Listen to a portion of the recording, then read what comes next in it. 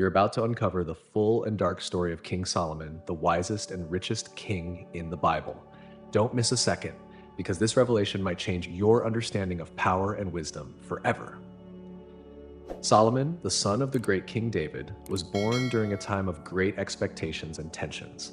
His story begins even before his birth, with a prophecy that would define Israel's future. The prophet Nathan announced that God would choose one of David's sons to build a temple in his name and reign with wisdom. That son was Solomon.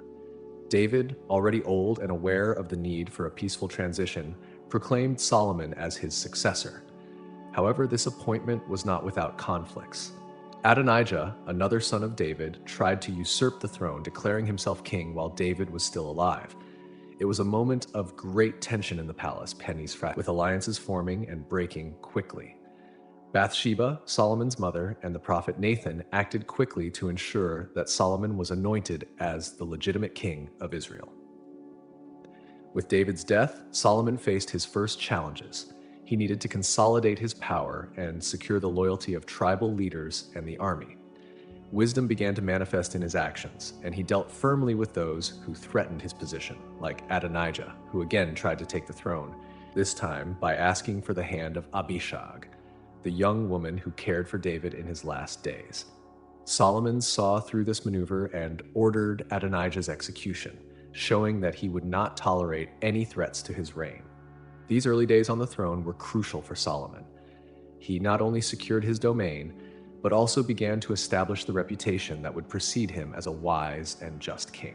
His ability to handle internal politics and external challenges showed that he was prepared for the responsibility that God and his father had placed upon his shoulders.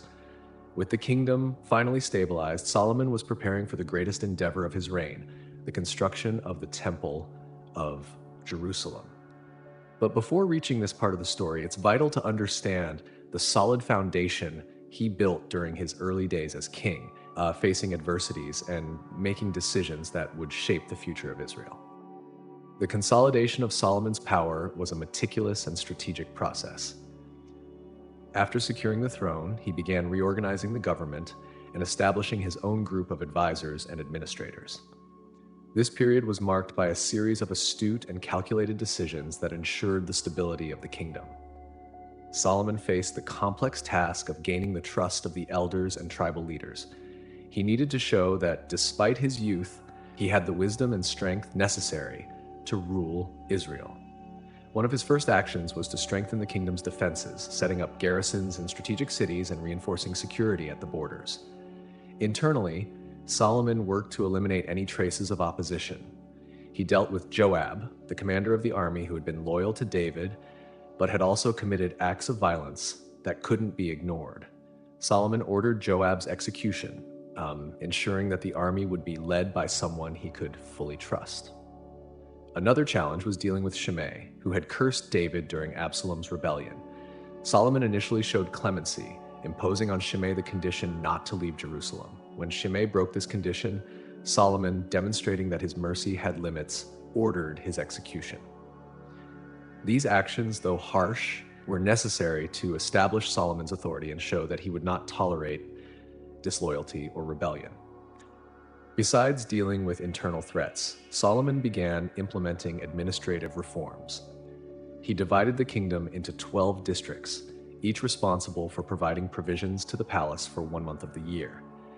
This reorganization not only increased administrative efficiency, but also ensured a more equitable distribution of resources and responsibilities, strengthening the cohesion of the kingdom. By handling these initial challenges with firmness and wisdom, Solomon prepared the ground for a reign that would be remembered for peace and prosperity. His ability to resolve conflicts and his strategic vision established a solid foundation for the years of greatness that were to come, culminating in the construction of the temple and the golden age of Israel. Solomon, established as a strong and capable ruler, faced a decisive moment that would deeply mark his trajectory. One night, after a significant sacrifice in Gibeon, God appeared to Solomon in a dream and said, "Ask for whatever you want me to give you." Solomon, aware of the immense responsibility of ruling such a numerous people as Israel, asked for something unusual for a young king. Instead of riches, long life, or the death of his enemies, that Solomon asked for a wise and discerning heart to govern his people with justice. His humility and sense of duty were so great that they deeply impressed God. God responded to Solomon by granting him not only the wisdom he asked for, but also riches and honor like no other king before him. With this blessing, Solomon began to manifest divine wisdom in his judgments and decisions, setting a new standard of leadership. One of the most well-known stories demonstrating Solomon's wisdom is the dispute between two women who claimed to be the mother of the same baby. Both lived in the same house, and each had recently given birth, but one of the babies died. Each woman claimed that the living baby was hers. Solomon, facing an apparently unsolvable situation, suggested cutting the baby in half and giving half to each woman. The true mother, in an act of desperation and love, begged that the baby be given to the other woman so he could live. The false mother, on the other hand, agreed to the division. With this reaction, Solomon discerned the true mother and gave her the baby, surprising everyone with his wisdom and fair judgment. This episode not only solidified his reputation as a just and wise leader, but also spread his fame throughout Israel and beyond. People began to seek his decisions and advice, confident that he possessed divine wisdom. With this recognition, Solomon was able to advance his plans for Israel. He continued to develop and implement policies that strengthened the kingdom, always guided by the wisdom granted by God. This phase of his reign, marked by justice and intelligence, paved the way for the construction of the temple and the prosperity that would follow, establishing a standard of leadership and integrity that would inspire future generations. Solomon, with his reputation for wisdom firmly established, continued to surprise and impress his people with judicial decisions that reflected a deep understanding of human nature. His abilities weren't limited to the courtroom, they were also evident in his leadership and administration of the kingdom. The story of the two mothers and the baby was just one of many demonstrations of his wisdom. In his court, Solomon dealt with complex disputes daily, both among common citizens and nobles. His skill in discerning the truth and making fair judgments quickly became legendary. He not only resolved conflicts justly, but also set precedents that helped guide Israeli society. Beyond his judicial duties, Solomon was a great administrator. He implemented an efficient system of governance, dividing the kingdom into 12 districts, each overseen by an official who reported directly to him. Each district was responsible for providing provisions for the royal court for 1 month of the year. This system ensured efficient administration and strengthened the kingdom's cohesion, making sure all regions contributed to the state's welfare. The officials chosen by Solomon were trusted men known for their loyalty and competence. This network of efficient administrators allowed Solomon to focus on larger and more ambitious projects, knowing that the kingdom's daily affairs were in good hands. Solomon's wisdom also showed in his ability to choose wise and loyal advisors and ministers. Among them were Azariah, son of Zadok, who served as a priest, and Elihoreph and Ahijah, sons of Shisha, who acted as secretaries. Benaiah, son of Jehoiada, commanded the army, while Zadok and Abiathar were the main priests. This team of capable and faithful leaders ensured Solomon's policies were implemented effectively and justly. Solomon also dedicated time and resources to building fortified cities, ensuring the kingdom's protection against potential invasions. He invested in infrastructure, building storehouses, horse and chariot cities, and establishing trade routes that connected Israel to other nations. These improvements not only increased the kingdom's security, but also promoted trade and economic prosperity. Solomon's reign began to stand out as a period of peace and prosperity. The justice and efficiency with which he governed created an environment where the people of Israel could thrive. With stability secured, Solomon was ready to embark on the most grandiose project of his reign, the construction of the temple in Jerusalem, a dream he inherited from his father, David. This would be a monumental landmark, not only in architectural terms, but also as a spiritual and cultural symbol for all the people of Israel. With the kingdom stable and prosperous, Solomon turned his attention to one of the most ambitious and significant tasks of his reign, building the temple in Jerusalem. This project wasn't just a personal wish, but a divine promise made to his father, David. The temple would be the spiritual center of Israel, a place of worship and sacrifice dedicated to the God of Israel. Solomon began the preparations for building the temple with impressive dedication. He sent messengers to Hiram, king of Tyre, a close ally of his father. Hiram was known for his abundant resources and skilled craftsmen, and Solomon asked for cedar and cypress wood from Lebanon, materials of unparalleled quality. In exchange, Solomon offered wheat and olive oil, establishing a trade that benefited both kingdoms. Hiram accepted enthusiastically, sending not only wood but also workers skilled in construction and craftsmanship. Among them was Huram-Abi, a skilled craftsman who played a crucial role in executing the finer works of the temple. The collaboration between Israel and Tyre demonstrated Solomon's diplomatic skill and his ability to form strategic alliances. The construction of the temple was a monumental task, employing thousands of workers. Solomon recruited men from all over Israel, organizing them into shifts to ensure the work progressed continuously and efficiently. The magnitude of the project involved stonecutters, carpenters, blacksmiths, and many other specialized craftsmen. Solomon supervised every aspect of the construction with a meticulous eye for detail. The temple was built on Mount Moriah, at the site where David had received the divine vision. The stones used in the construction were cut so precisely that no sound of iron tools was heard at the site, symbolizing the holiness and peace associated with the temple. After 7 years of hard work, the temple was completed. The structure was stunning, with walls covered in pure gold and intricate decorations. The Holy of Holies, the most sacred part of the temple, housed the Ark of the Covenant, which contained the tablets of the Ten Commandments. For the dedication of the temple, Solomon organized a grand ceremony, gathering the entire nation of Israel. During the ceremony, Solomon offered fervent prayers, asking for God's blessing on the temple and Israel.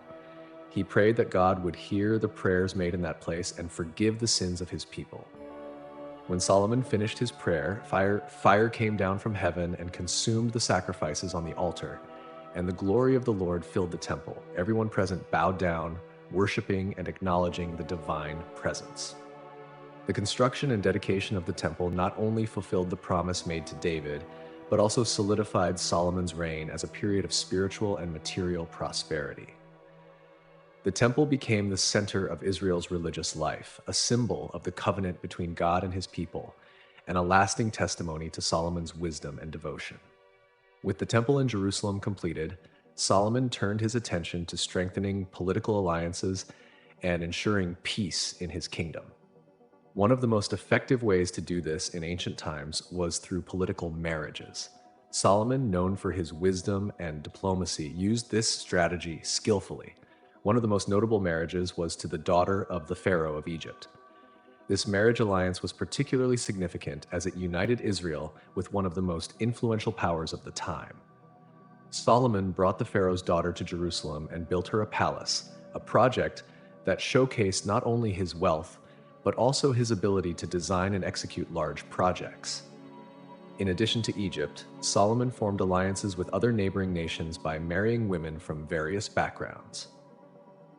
Each marriage solidified a new alliance and helped ensure peace and prosperity for Israel. These alliances also brought economic benefits by strengthening trade routes and facilitating the exchange of goods and resources. Despite the political and economic benefits, these marriages also brought challenges. Solomon's foreign wives introduced religious practices and deities from their respective countries. Over time, influenced by his wives, Solomon began to allow the construction of altars and shrines for these foreign gods, a decision that contradicted the commandments he had strongly promoted at the beginning of his reign. These altars and shrines for foreign gods began to proliferate in Israel. Solomon, who had been a fervent advocate of exclusive worship of the God of Israel at the start of his reign, now found himself torn between loyalty to his God and maintaining domestic peace. This religious syncretism began to erode the purity of Israelite faith, planting the seeds of future religious and political dissent.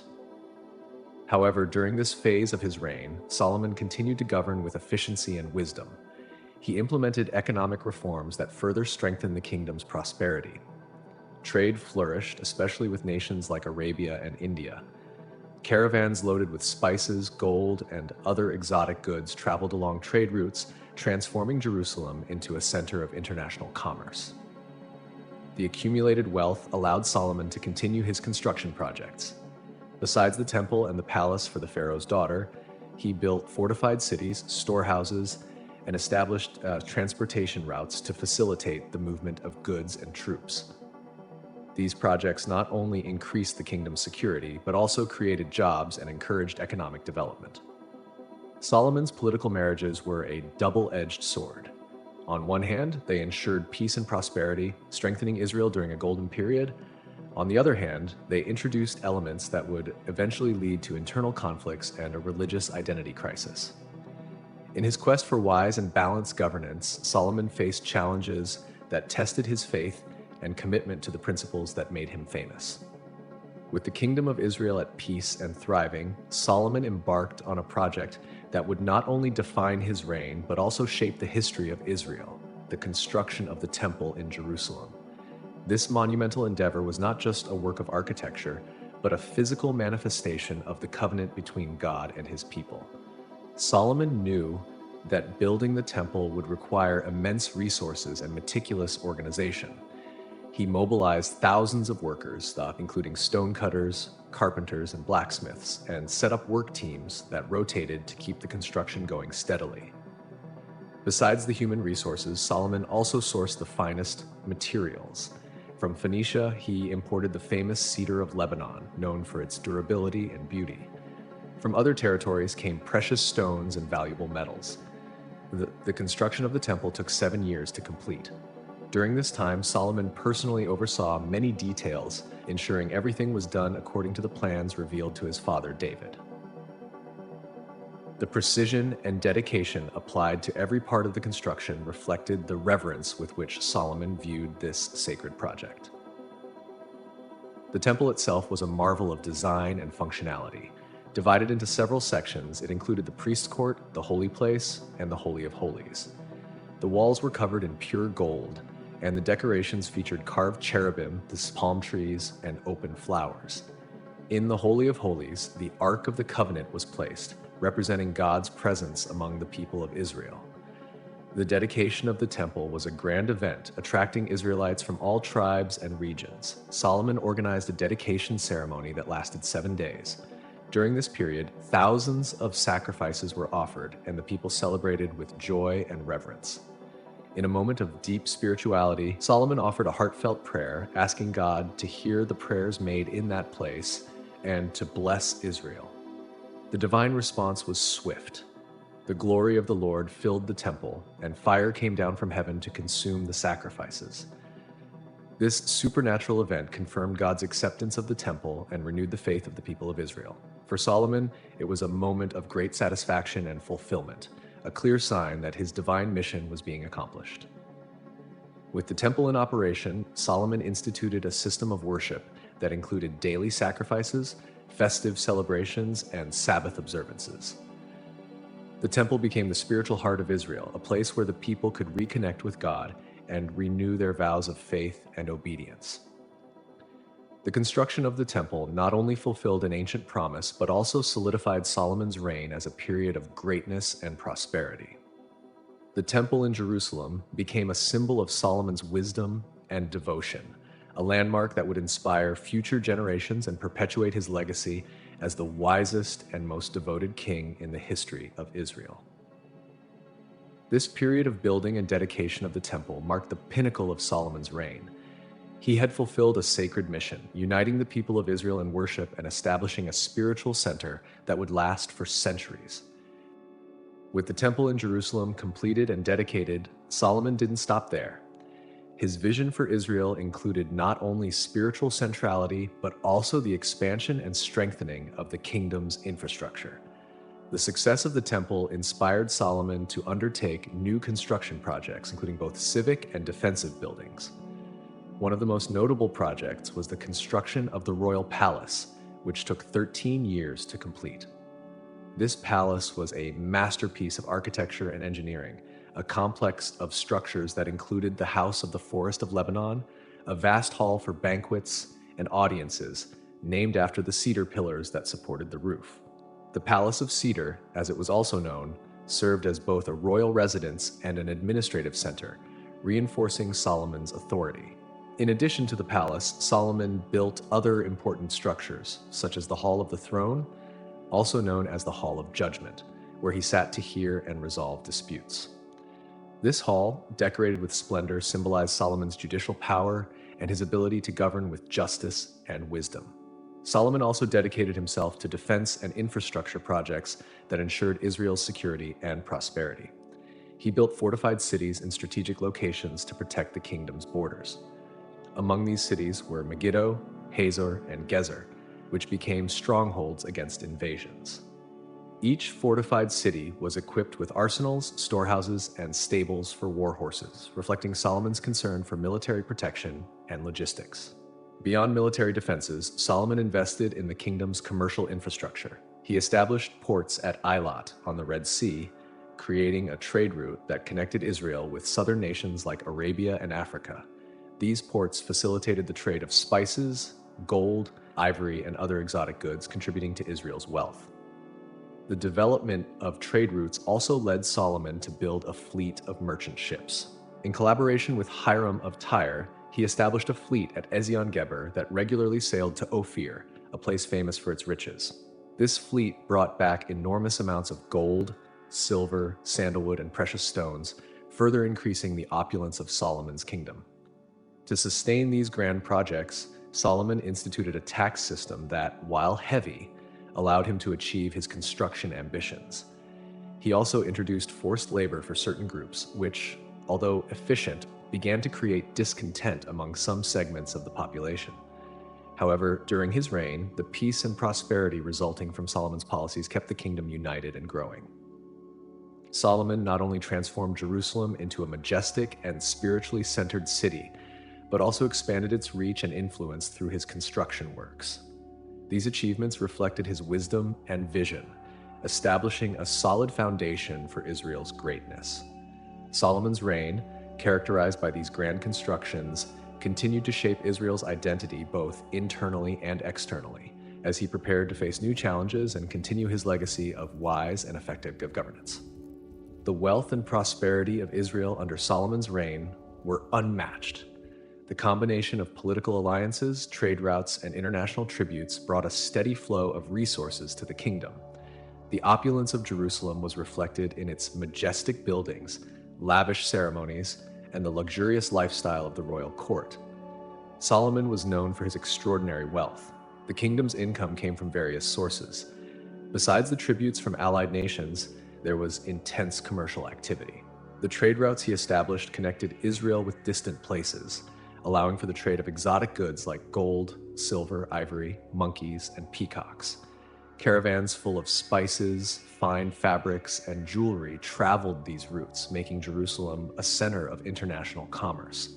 The efficient administration of the kingdom allowed for organized tax and tribute collection. Solomon developed a tax system that, although demanding, funded his grand works and projects.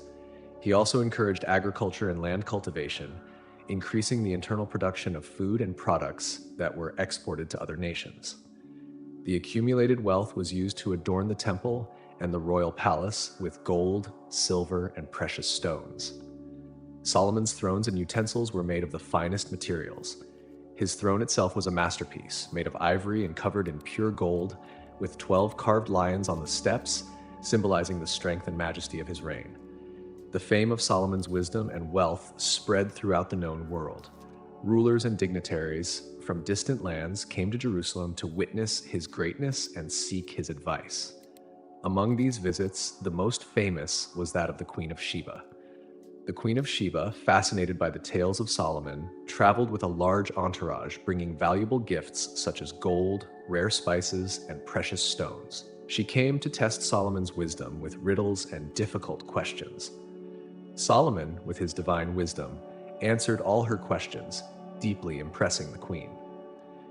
During her visit, the Queen of Sheba witnessed the kingdom's wealth and organization, the opulence of the court, and the reverence with which Solomon was treated.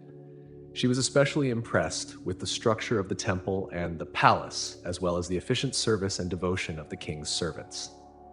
At the end of her visit, the Queen of Sheba declared that the reality far exceeded the reports she had heard, praising Solomon for his wisdom and the God of Israel for blessing him so abundantly. This exchange with the Queen of Sheba symbolized the peak of Solomon's prosperity and fame.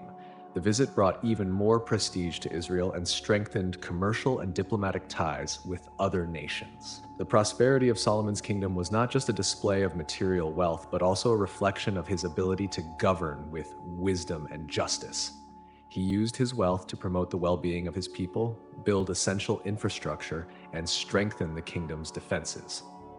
Under Solomon's reign, Israel experienced an unprecedented period of peace and prosperity. The economic policies and international alliances he established transformed the kingdom into a center of power and culture. Solomon showed that true wisdom was not just in accumulating wealth, but in using it for the benefit of all the people, solidifying his legacy as the wisest and most prosperous king in Israel's history. The visit of the Queen of Sheba not only reinforced Solomon's reputation as a wise and powerful king, but also highlighted his talent as a poet and writer. Solomon was a prolific intellectual, leaving an indelible mark on Hebrew literature and wisdom. Solomon is traditionally credited as the author of several books of the Bible, including Proverbs, Ecclesiastes, and Song of Solomon. These writings not only reflected practical and spiritual wisdom, but also offered deep insights into human nature and man's relationship with God. The Book of Proverbs is a collection of sayings and teachings that cover various aspects of daily life, from personal conduct to interpersonal relationships and work ethics.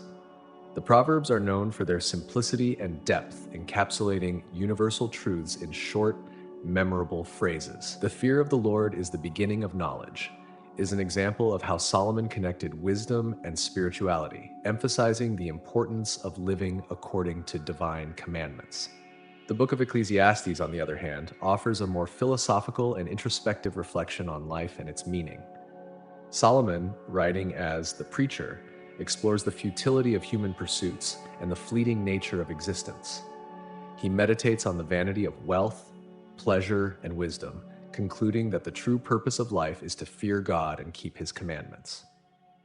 Vanity of vanities, says the preacher, all is vanity, is a phrase that encapsulates Solomon's view on the transience of earthly life and the need to seek something more eternal.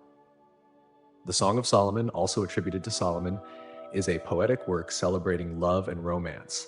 This book is a series of passionate poems between a man and a woman that often interpreted as an allegory of God's love for his people. The vivid imagery and rich language of this song capture the beauty and intensity of human love, as well as spiritual devotion. Besides these biblical writings, Solomon's wisdom was often sought by leaders of other nations, as evidenced by the visit of the Queen of Sheba. His skills as a poet and writer were complemented by his reputation as a shrewd jurist and ruler whose wisdom transcended the borders of Israel. Solomon also dedicated himself to collecting and compiling knowledge from other cultures. He studied and learned about plants, animals, and the natural world, sharing this knowledge with other wise men and scholars of his time. His intellectual curiosity and desire to understand the universe reflected a holistic view of wisdom that included both spiritual and scientific knowledge. The combination of his literary and practical wisdom made Solomon a unique figure in biblical history. He not only ruled with justice and discernment, but also left a literary legacy that would continue to influence future generations. His ability to articulate profound and timeless truths in his writings ensured that his wisdom was preserved and revered through the centuries. Solomon, the poet and writer, not only led a prosperous and peaceful kingdom, but also provided a wealth of teachings that continue to resonate in spirituality and philosophy. His life and work offer a lasting testimony to the power of divine wisdom and the importance of seeking a deep understanding of life and faith. Religiosity and worship were central to Solomon's reign. The temple in Jerusalem, which he built, became the spiritual heart of Israel, a place where the people gathered to worship God and offer sacrifices. Solomon established religious practices that reinforced the importance of the temple and the centrality of worshiping God in the lives of the Israelites. Solomon set up a routine of daily sacrifices and religious festivals following the Hebrew calendar. These sacrifices included offerings of animals, grains, and other products, symbolizing the people's devotion and gratitude to God. Festive celebrations like Passover and the Festival of Tabernacles were times of great gathering and spiritual renewal, where the people remembered and celebrated God's mighty acts in Israel's history. The temple wasn't just a place for sacrifices, but also a center for teaching and prayer. Solomon understood that religious education was crucial for maintaining the people's faith and morality. He supported the priests and Levites, who were responsible for teaching God's law and conducting worship rituals. These religious leaders played a crucial role in maintaining faith and instructing the people in God's ways. To Solomon, the temple was more than a physical structure. It was a symbol of the covenant between God and Israel. He paid great attention to the details of worship and the instructions on purity and holiness, following the commandments given to Moses. Solomon knew that God's presence in the temple depended on the people's faithfulness in following the law and living according to divine commandments. The importance of the temple and centralized worship helped unify the tribes of Israel. Even though the kingdom was made up of diverse tribes with their own identities, the temple in Jerusalem became the focal point where everyone could gather for common worship. This centralization reinforced Israel's national and religious identity, promoting cohesion that was crucial for the kingdom's stability. However, despite his dedication to the temple and religious practices, Solomon began to face internal pressures due to the foreign influences brought by his many wives. These wives came from different nations and brought their own practices and gods. In his quest to maintain domestic peace and political alliances, Solomon allowed the construction of altars and shrines for these foreign gods. This religious tolerance, while diplomatic, began to undermine the purity of worship in Israel. The Israelites were gradually exposed to pagan cults and idolatrous practices, weakening the exclusive worship of the God of Israel. Solomon, whose wisdom was widely recognized, now faced a moral and spiritual dilemma. His leniency towards idolatry contradicted the principles he had established and compromised the kingdom's spiritual integrity. Despite these tensions, Solomon continued to promote worship of God in the temple. He strived to maintain the rituals and purity of worship, hoping that his legacy of wisdom and devotion would endure. The duality of his leadership between divine wisdom and political concessions became a central theme in the later years of his reign. The impact of Solomon's religious policies was profound and lasting. The temple in Jerusalem remained the center of Israelite worship for centuries, and the practices and festivals he instituted continued to shape the people's religious life. However, the seeds of division and idolatry planted during his reign would also lead to future conflicts and challenges for Israel.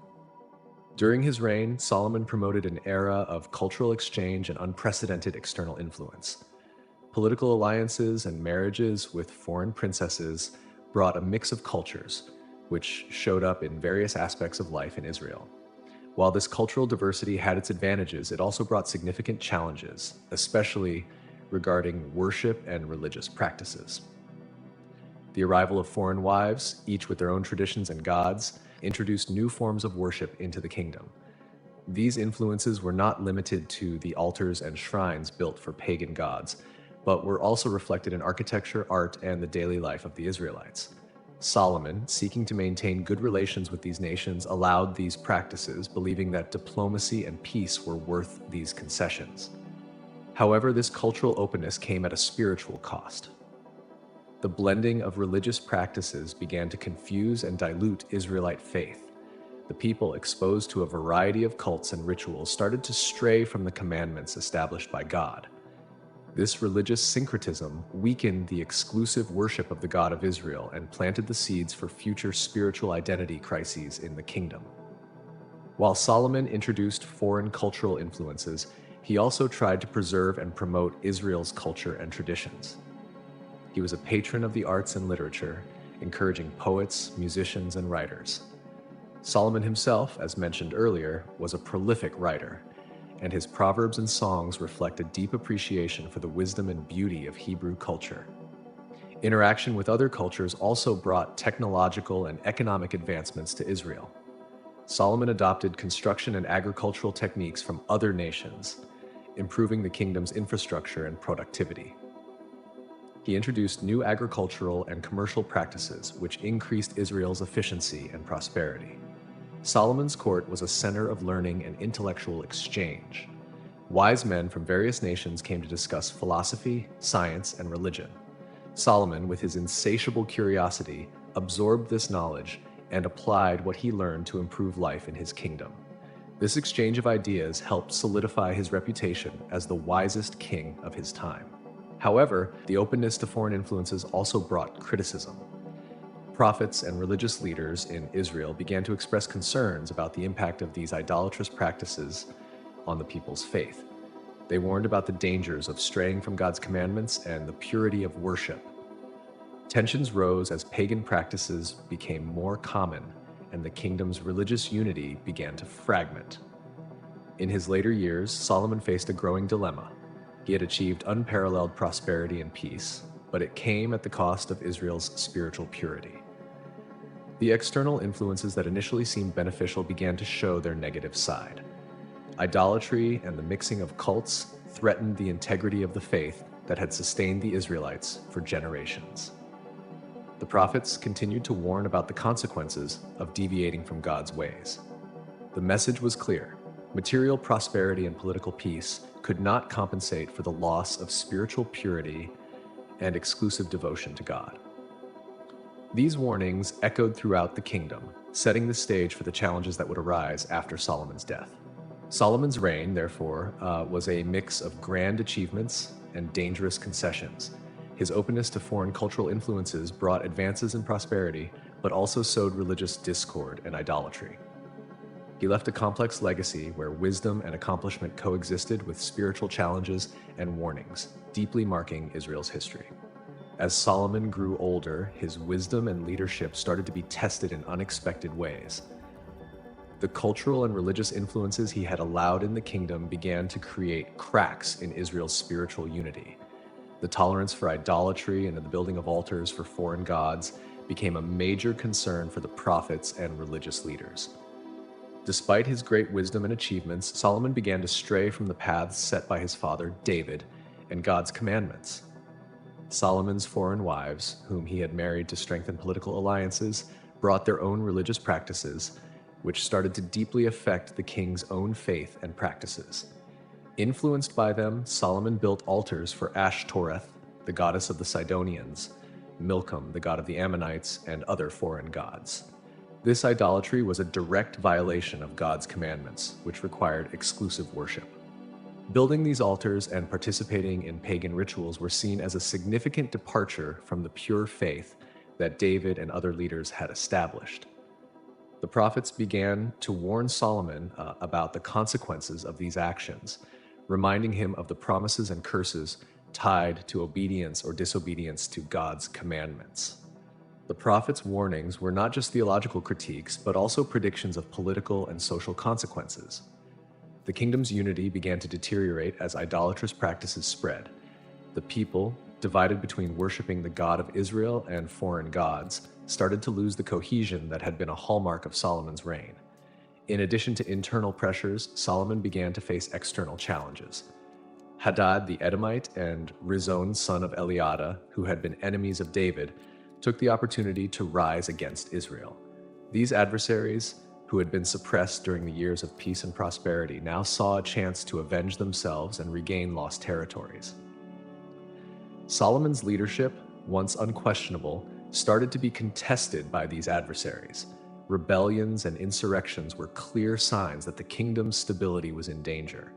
Solomon's wisdom and diplomacy, which had been his greatest strengths, now seemed insufficient to deal with the challenges of a spiritually and politically divided kingdom. The fragmentation of the kingdom was most evident in the rebellion of Jeroboam, one of Solomon's own officials.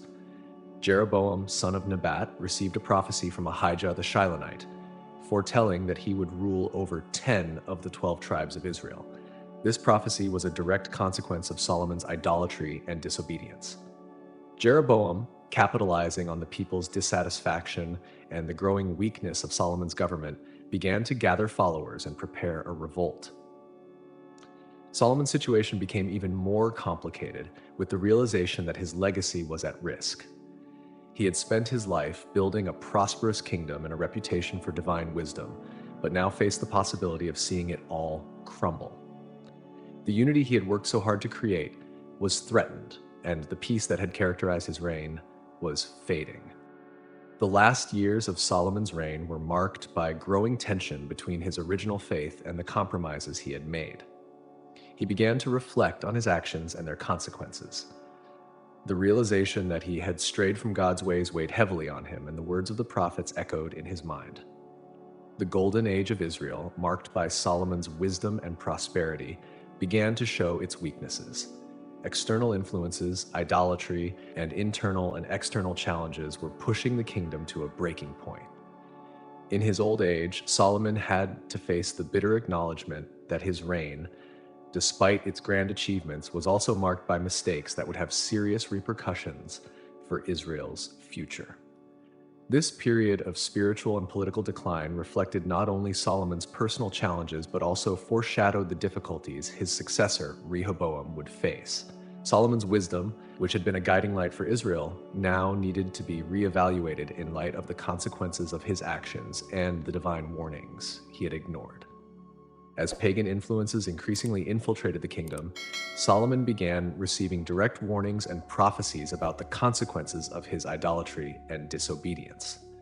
God sent prophets to warn him about Israel's future if he continued to stray from divine commandments. Among these warnings, one of the most significant was the message delivered by the prophet Ahijah to Jeroboam. In a dramatic encounter, Ahijah tore his new cloak into 12 pieces and gave 10 to Jeroboam, symbolizing the imminent division of the kingdom of Israel. He prophesied that God would give 10 tribes to Jeroboam, leaving only 2 for Solomon's lineage because of Solomon's unfaithfulness in following other gods. This prophecy was a devastating blow, symbolizing the breakup of the unity that Solomon had worked so hard to build. When Solomon heard these prophecies and saw Jeroboam's rise, he tried to kill Jeroboam, but Jeroboam fled to Egypt, where he found refuge until Solomon's death. This episode showed how unstable the kingdom had become, with internal conflicts emerging and threatening Israel's cohesion. Besides Ahijah, other prophets also warned Solomon about the consequences of his actions. These prophets reminded Solomon of God's covenant with his father David and the conditions for that covenant to remain. They emphasized the need for exclusive loyalty to God and warned that disobedience would lead to the kingdom's downfall. Despite these warnings, Solomon struggled to completely undo the damage already done. He began to realize the depth of his error and the magnitude of the consequences his idolatrous actions would bring to Israel. The tension between maintaining peace with his foreign wives and returning to pure worship became a heavy burden. During this period, Solomon deeply reflected on his reign and choices. He wrote the book of Ecclesiastes, an introspective text that explores the vanity of human pursuits and the futility of earthly wealth and pleasures. The melancholy and reflective tone of Ecclesiastes reveals a king deeply aware of life's transience and the choices he made. He concludes that the true duty of man is to fear God and keep his commandments, a realization that came after years of internal and spiritual struggle. Gradually, the divine promises and warnings began to come true. The peace Solomon had maintained with his alliances started to unravel. Hadad the Edomite and Rezon son of Eliada continued to attack Israel, testing the kingdom's military strength and cohesion. These external conflicts reflected the internal problems that were beginning to undermine Israel's stability.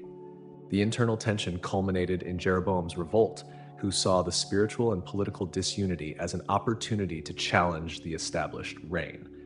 Ahijah's prophecy began to unfold, foreshadowing the imminent division of the kingdom after Solomon's death.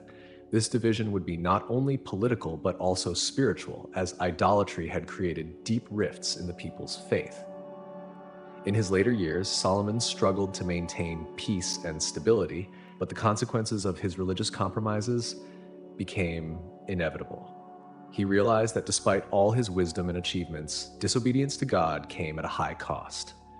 The kingdom he had built with such greatness now faced the threat of disintegration. Solomon's final days were marked by a mix of accomplishment and regret. He had reached unimaginable heights of power and wealth, but he also recognized the weaknesses and failures that compromised his legacy. The divine warning, internal fragmentation, and external threats set the stage for a kingdom that, while brilliant in its time, was on the brink of a deep crisis. Solomon's story is a powerful lesson about the importance of faithfulness to God. His wisdom and achievements are undeniable, but his journey also shows how disobedience and idolatry can lead to ruin. Solomon's life serves as a reminder that true wisdom lies in following God's commandments and keeping the faith, even in the face of power's temptations and challenges. As Solomon's reign advanced into its final years, internal and external tensions continued to grow. Rebellions and the kingdom's spiritual fragmentation began to have more tangible effects.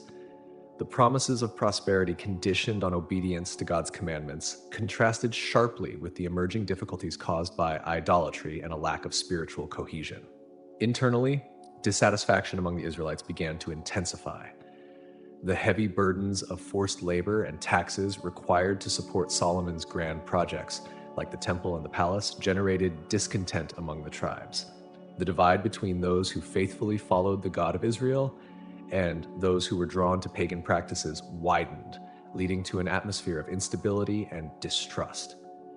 Besides internal problems, Solomon faced external adversaries who took advantage of the kingdom's growing weakness.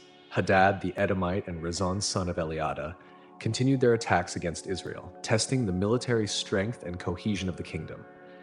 These enemies, who had been suppressed during David's days, now saw an opportunity to seek revenge and reclaim their lost territories. One of the biggest challenges to Solomon's power came from within his own kingdom in the figure of Jeroboam. Jeroboam, a young and ambitious official, became a focal point of resistance against the monarchy. Ahijah's prophecy had designated him as the future ruler of the 10 tribes of Israel, which boosted his confidence and determination to challenge Solomon. Jeroboam began to gain followers, especially among those discontented with the centralized government and the idolatrous practices allowed by the king. Aware of the threat posed by Jeroboam, Solomon tried to neutralize him, but Jeroboam fled to Egypt, finding refuge with Pharaoh Shishak. There he remained until Solomon's death, waiting for the right moment to return and claim his part of the kingdom. Jeroboam's flight to Egypt symbolized the growing instability and weakening of Solomon's authority. Solomon's health and vitality also began to decline. The burden of responsibilities and internal and external conflicts took their toll. Reflections on his reign and choices began to weigh more heavily on his mind. Solomon recognized that he had strayed from divine instructions and that his concessions to pagan practices had compromised Israel's spiritual integrity. In his final moments, Solomon dedicated himself to writing and reflecting on life and wisdom. The book of Ecclesiastes, written during this period, reflects his meditations on the futility of earthly pursuits and the need to fear God and obey his commandments. He concluded that everything is vanity and that man's duty is to fear God, a realization that came after years of internal and spiritual struggle. Solomon died after a 40-year reign, leaving a complex legacy of great wisdom and achievements, but also of failures and spiritual warnings.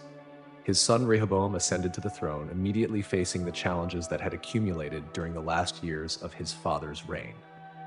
The northern tribes, led by Jeroboam, were ready to rebel, dividing the kingdom and beginning a period of great turmoil and uncertainty. With Solomon's death, the kingdom of Israel entered a new phase of uncertainties and challenges. His son, Rehoboam, took the throne but quickly faced a deep crisis that would test his leadership and the unity of the kingdom. The tensions that had built up during Solomon's last years were now about to explode. Rehoboam traveled to Shechem, where the northern tribes had gathered to crown him. However, instead of a peaceful coronation, Rehoboam faced a dissatisfied and demanding people. Representatives of the tribes, led by Jeroboam, who had returned from exile in Egypt, presented their grievances and demands to the new king. They asked for relief from the heavy taxes and forced labor they had endured under Solomon's reign. It was a critical moment for Rehoboam, who needed to show wisdom and diplomacy to unite the kingdom. Rehoboam asked for 3 days to consider their demands and consulted 2 groups of advisors. First, he listened to the older advisors who had served his father Solomon. They advised Rehoboam to meet the people's demands and govern with kindness, as this would ensure the tribe's loyalty and the kingdom's unity. However, Rehoboam also consulted his younger advisors, his contemporaries, who suggested a harsher approach. They advised Rehoboam to show strength and increase the people's burdens even more, asserting his authority with an iron fist. Rehoboam, choosing the second opinion, responded harshly to the people, saying, "My father made your yoke heavy. I will make it even heavier. My father scourged you with whips. I will scourge you with scorpions." This response was a fatal mistake. The northern tribes, feeling despised and oppressed, rebelled against Rehoboam and proclaimed Jeroboam as their king. This division led to the formation of 2 distinct kingdoms: the northern kingdom, known as Israel, under Jeroboam's rule, and the southern kingdom, known as Judah, under Rehoboam's rule. The unity of the great kingdom established by David and expanded by Solomon had shattered, resulting in decades of conflict and rivalry between the 2 kingdoms. Jeroboam, as the new king of Israel, quickly established worship centers in Bethel and Dan to prevent his people from going to Jerusalem in the southern kingdom to worship. He feared that if the people can continue to go to the temple in Jerusalem, they might return their loyalty to Rehoboam. Jeroboam created 2 golden calves and presented them to the people, saying, "Here are your gods who brought you up out of Egypt." This action was a grave sin of idolatry that further led Israel away from God. Meanwhile, in Judah, Rehoboam tried to consolidate his power and protect his kingdom. He fortified cities and prepared his army for potential attacks from the north. However, Rehoboam's reign was constantly marked by conflicts and difficulties, both internal and external. The idolatry and disobedience that had begun under Solomon continued to afflict Judah, and the prophets warned about the consequences of such actions. During these tumultuous times, the glory of the temple in Jerusalem and the centrality of worshiping God were still remembered, but the division between the kingdoms made it increasingly difficult to maintain the purity of faith and the spiritual unity of the people of Israel. The prophets' warnings continued to echo, reminding the leaders and the people of the promises and curses associated with obedience or disobedience to God's commandments. Solomon's legacy was thus twofold. He had built a kingdom of great wealth and wisdom, but he had also planted the seeds of division and idolatry. The history of the 2 kingdoms, Israel and Judah, would be marked by this duality, with periods of reform and spiritual revival interspersed with times of decline and judgment. The choices of Solomon and his successors would serve as a constant reminder of the importance of faithfulness to God and the dangers of idolatry and disobedience. As time passed, the divided kingdoms of Israel and Judah faced their own internal and external struggles. The split caused by Rehoboam and Jeroboam left a lasting mark on the history of the Israelites. Both kingdoms, despite their efforts, struggled to maintain stability and spiritual purity. In the northern kingdom, Jeroboam continued to rule with a firm hand, but his decision to introduce idolatry weakened the people's faith in God. Prophets like Ahijah warned about the consequences of this idolatry, but Jeroboam and his people were more concerned with maintaining their independence and preventing their people from returning to Jerusalem. Idolatry deepened and pagan practices became common, distancing Israel further from God. Meanwhile, in Judah, Rehoboam faced his own challenges.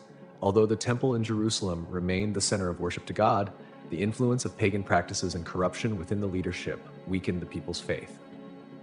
Prophets like Shemaiah warned Rehoboam about the need to return to God's ways, but the people were divided and demoralized by ongoing political and military instability.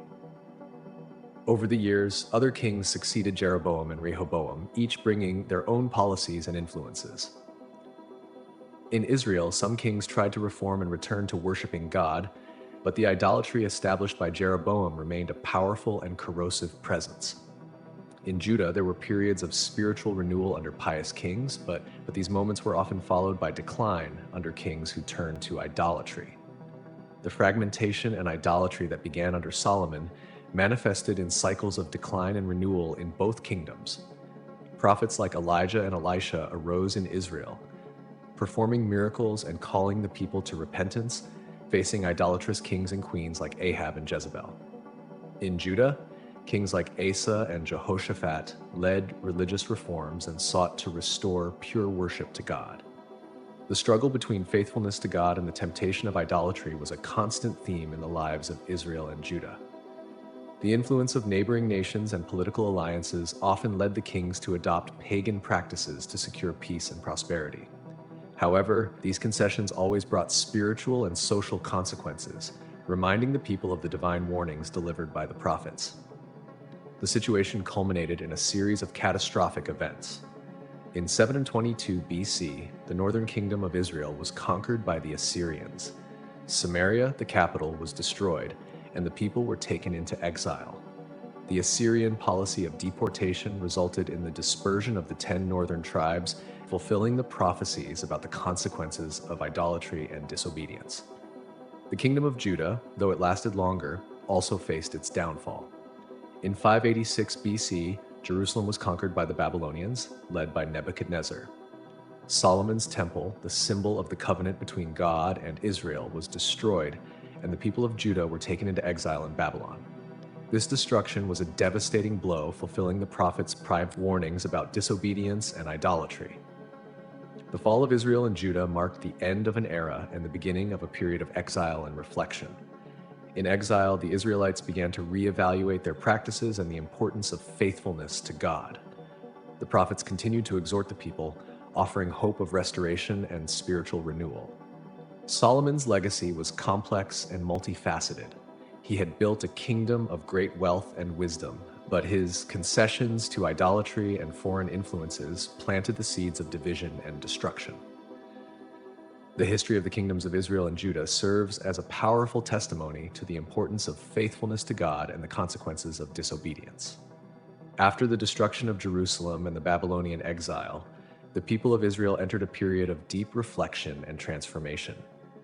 In exile, far from their homeland and the temple, the Israelites began to reevaluate their religious practices and the importance of faithfulness to God. Prophets like Jeremiah and Ezekiel played crucial roles, urging the people to repent and promising hope and restoration. In 539 BC, the Babylonian Empire was conquered by the Persians, led by Cyrus the Great.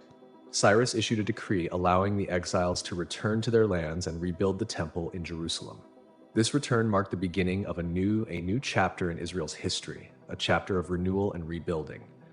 Under the leadership of Zerubbabel and the support of the prophets, Haggai and Zechariah, the construction of the Second Temple began. This reconstruction was a monumental effort, symbolizing not only the physical restoration of the place of worship, but also the spiritual renewal of the people of Israel. The dedication and zeal of the returnees reflected a renewed commitment to God's commandments and an effort to avoid the mistakes of the past. The book of Ezra narrates the return of the exiles and the rebuilding of the temple, highlighting the spiritual purification and renewal that accompanied this effort. Ezra, a scribe and priest, played a vital role in reintroducing the law of Moses and restoring the religious and cultural identity of the people of Israel. He emphasized the importance of obeying God's commandments and separating from idolatrous practices. Nehemiah, a contemporary of Ezra, led the rebuilding of Jerusalem's walls, protecting the city and restoring the security and dignity of the people. Together, Ezra and Nehemiah promoted reforms that reinforced the centrality of worshiping God and observing the law. They worked tirelessly to eradicate idolatry and ensure that the people remained faithful to their covenant with God. The post-exilic period also saw the compilation and canonization of the Hebrew Scriptures, a way to preserve and transmit Israel's spiritual and cultural heritage to future generations. This process of codifying traditions and teachings helped strengthen the identity of the people of Israel and ensure that the lessons of the past were not forgotten. The era of restoration and renewal brought a sense of purpose and reinforced identity. The people of Israel, having gone through cycles of obedience and disobedience, now strove to maintain the purity of worship and avoid the pitfalls of idolatry that had led to their downfall. The Second Temple became the center of religious and social life, and observing the law was seen as essential for prosperity and divine blessing. Solomon's legacy, with all its complexities, continued to resonate in Israel's collective memory. He was remembered for his unparalleled wisdom, grand achievements, and role in building the First Temple. However, his failures and concessions to idolatry served as warnings of the consequences of disobedience and unfaithfulness to God. Israel's spiritual leaders, looking back at the past, sought to learn from Solomon's history and that of his successors. They emphasized the importance of staying faithful to God's commandments and avoiding the corrupting influences of pagan nations. Solomon's story was a constant reminder that true and lasting wisdom came from following God's ways. Thus, the people of Israel moved forward with a renewed sense of purpose and commitment. The rebuilding of the temple and the restoration of religious and social life were powerful symbols of spiritual renewal and God's ongoing promise to be with his people. Solomon's story, in all its grandeur and complexity, continued to offer valuable lessons about leadership, wisdom, and the unwavering need for faithfulness to God. In the end, the story of the wisest king in the Bible wasn't just about his achievements and failures, but also about Israel's ability to learn, renew, and continue seeking a deeper and more faithful relationship with the God of their ancestors. Solomon's legacy, therefore, remained an essential part of Israel's identity and faith, a story that taught about the greatness and challenges of wisdom and obedience. And so we conclude the fascinating and complex story of King Solomon, a narrative full of wisdom, grand achievements, challenges, and deep spiritual lessons. Reflecting on the life of this king reminds us of the importance of seeking true wisdom and maintaining our faithfulness to God, learning from the ups and downs of our own journey. If you enjoyed this journey through Solomon's story, don't forget to subscribe to the channel so you don't miss more videos like this. Leave a like if you found the content interesting and valuable. We want to hear from you. Leave a comment below about what impressed you most about Solomon's life, or what other biblical stories you'd like to see here. Your participation is very important to us, so like, comment, and share this video with your friends. Let's continue exploring the great stories and lessons of the Bible together. See you next time.